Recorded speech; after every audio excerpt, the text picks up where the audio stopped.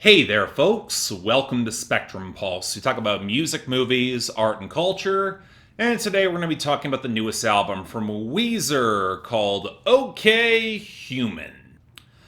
You know, on some level, I'm surprised we didn't get this album sooner. I mean, think about it. If you go on a base level of composition and instrumentation, Weezer's been stuck to this pop rock, power pop if we're being generous formula for damn near as long as I've been alive. And while occasionally the guitars might get softer or heavier or scuzzier, and the lyrics and compositions might venture into rabbit holes with rapidly diminishing returns, and if you can't tell, I've long ago stopped tolerating this band's ever-increasing supply of bullshit. But a Weezer album is generally pretty recognizable in terms of its sound. Now, I got a lot of suspicions as to why it took them this long to get here. I'll likely wind up back in this territory, but it expands on a theory I had back when I reviewed the Black Album 2 years ago, that Weezer got way too famous, way too early, hit a serious stumbling block in terms of arrested development, and hasn't really seemed to grow all that much in terms of technical musicianship ever since. But you know what, I'm not about to complain that they are now here. Hell, there's a part of me that again thinks it took them way too goddamn long, especially given how scattered in quality that their catalog is. And that's not even touching on the bands that have tenures half as long as theirs, but explored way more sounds and way more ideas with a lot more success. But that being said, I also had concerns with this. Forget the fact that Weezer was calling this OK Human,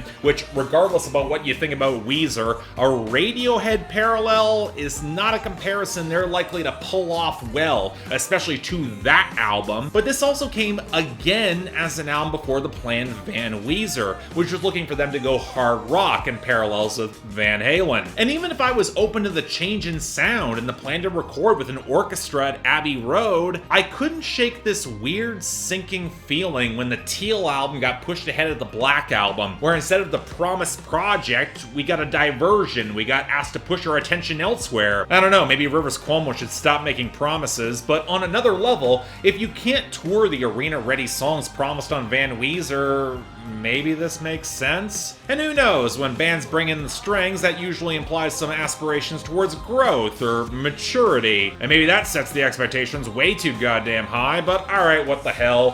What do we get on OK Human? Ugh. You know, there is a part of me that understands why there's been a lot of excuses for this album. Hell, I reckon there's a lot of critics who are making excuses for this. Yes, it's Weezer going baroque pop or chamber pop. It's probably their most refined and likable work, since everything will be alright in the end, and it shows Weezer is at least trying to do something different, and we gotta give this band credit for trying, right? Whereas there's just a part of me that feels like we have given Weezer so many chances, and if this is the most they can deliver, there are so many other acts that could have used the chances and the attention we have given this band. For a band that, let's be real, has had a lot more failures than successes, especially in recent years. If anything, it feels like OK Human was the moment where Weezer's limitations are the most sharply defined that they have ever been, and the pretensions of this presentation kind of made it worse. In other words, no, this is not a good album, and I'm gonna explain why. And yes, of course it starts with Rivers Cuomo. See, the big advantage of power pop and punk rock and emo is that if you have a limited singer, the genre conventions, they give you an easy way out. And art rock or baroque pop or chamber pop, they are not those genres. Almost immediately, the juxtaposition is jarring. Hey, Rivers Cuomo, who has always been a mediocre singer with more power than technique, he sounds glaringly out of place against the orchestra. And while that is part of the point, and we'll get into the flimsy justifications behind that in a bit, if you cannot vibe with his nasal squawking opposite the cushion of strings or horns, it will take you out of the experience. I mean, simply on an aesthetic level, he sounds out of his depth. Men who typically sing in baroque pop either have a very willowy presentation like Mike Hadrius, a Perfume Genius, or they present more classically operatic,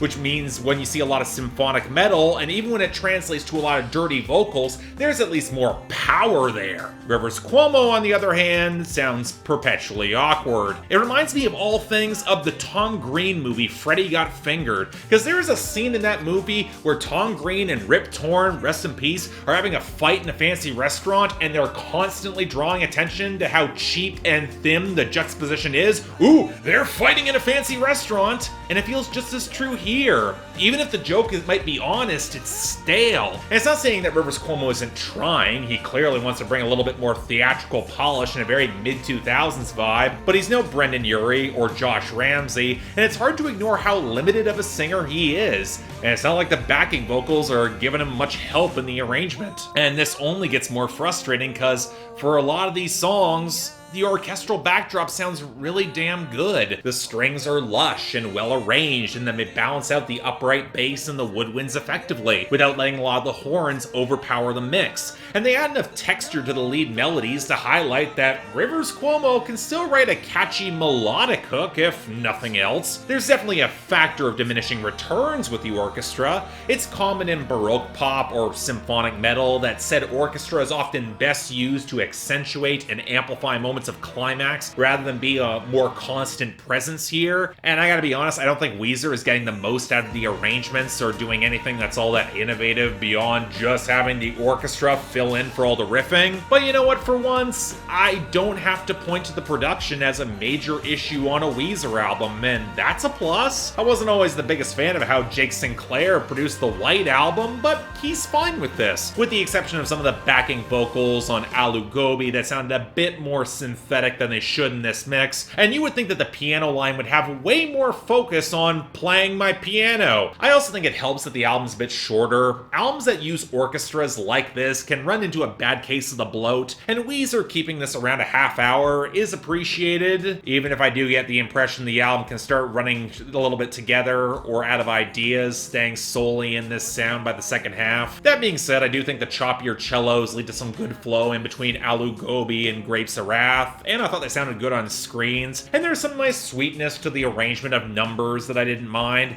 And you know what? Bird with the Broken Wing had some really nice bass interplay. It's probably the most likable song on this album. Hell, and you know what? If there is one climax that feels that it's paid off pretty well, with the exception of Rivers, it probably comes on Here Comes the Rain, even if it's not saying much overall. You know, it's very telling that the orchestral parts, they're the furthest thing from traditional Weezer, and yet they're easily the best parts of this album. But hey, if Weezer's gonna go baroque pop or towards more chamber music, surely Rivers Cuomo has something to say to back it up, to have his writing match with the artistic pretensions of going with this sound. And then you get through the first song and you realize that's not gonna happen at all, cause it's Weezer, and Rivers Cuomo isn't gonna change in his painfully basic lyrical structures, or his thin grasp of metaphor and literature, or the fact that in recent years the ironic deflection is long gone and he's scrabbling for anything close to real meaning. And you know what? If there is an emotional core to the album, it probably comes here, because thematically Rivers Cuomo is looking at the rest of the world and feeling adrift or left behind. It seems like recording this mid-pandemic had him face some hard existential questions and look inwards, from questioning his old social scene and the routines that once gave him pleasure,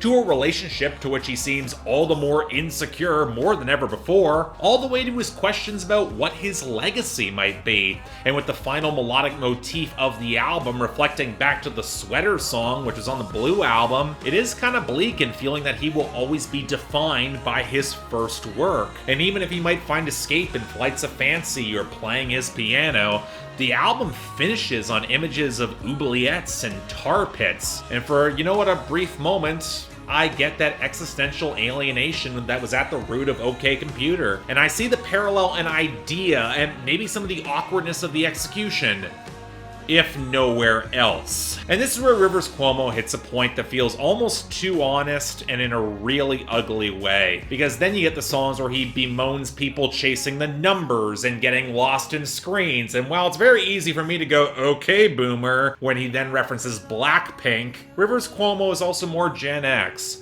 And a lot of these themes, they were on the Black Album already, and you can see how the old deflective nihilism isn't really protecting him like it used to. And then it started snapping into place. How both this project and the Plan Van Weezer are fundamentally nostalgic and backwards-looking albums in their intent, even if they might seem as evolutions for the band. And there's the fear of being lost and ignored, where all the cynical memeing now feels all the more paltry in the face of a band terrified of their shrinking relevance. months. And then I discovered that Rivers Cuomo is friends with Sam Harris, a modern philosopher type who's been known to run in similar circles as Jordan Peterson, Dave Rubin, and Ben Shapiro. And in recent years has also been exposed for long-running Islamophobia and some really undercooked philosophy. And Rivers Cuomo wrote Here Comes the Rain as an account of self-encouragement designed to cheer up Sam Harris. Now look, I'm not projecting Sam Harris's beliefs onto Weezer. Hell, nor would I want half the shit Rivers Cuomo has said to project upon Sam Harris, but it sadly makes way too much sense. In the same way that Jordan Peterson meeting with Mumford & Sons did. Sometimes the parallels and theme are echoed in real life. But here's the other lingering thought that ran through this album. The more I kept coming back to it, the more it made sense. If you gave AJR a production budget,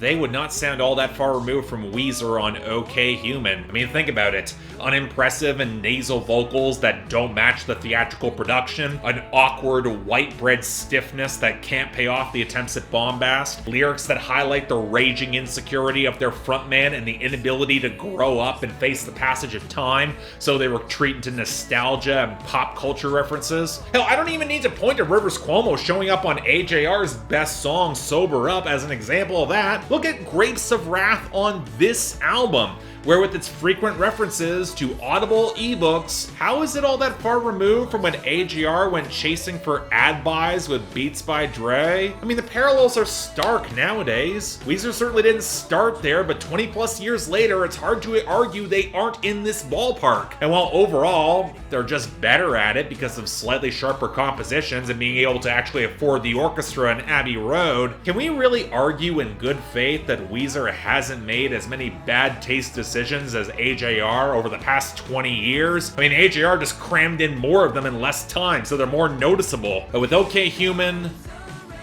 folks, yeah, it might not piss me off in the same way Weezer's last 3 or 4 albums have, but we've all given Weezer so many chances, and just being marginally better, it's not enough for me to stick around anymore. I'm sorry. So no, I didn't really like this. 4 out of 10. The fans are already gonna worship it, but if you're not a fan, I'm not recommending what might as well be an artistic detour. And folks, it's been decades since the Blue Album and Pinkerton, and there are so many other bands that could deserve this attention. Just move on, please. So yeah, thanks a lot for watching. If you'd like to like and subscribe, I'd be more than grateful. I'm sure some of you noticed the shirt here. Yeah, I thought it might be kind of cute. Also a pickup from Philip DeFranco back when he was pushing this particular line, and honestly, again, it kind of fits. But beyond that, anything else I might be able to do to improve my presentation, I'm all ears. I'm sure you have comments. Leave them down there below. I'm happy to watch the discourse take forth there. But if you guys want to get albums on my schedule that are not Weezer, or potentially join my Discord, we can chat a little bit more about this sort of thing, link to my Patreon is right over there. Once again, please don't feel any obligation. Tough times out there for everybody, and again, I can be a little cantankerous as it is. If you don't want to contribute, I understand, but if you do, options available. But hey, until then, I'm Mark, you're watching Spectrum Pulse, and I'll see you next time.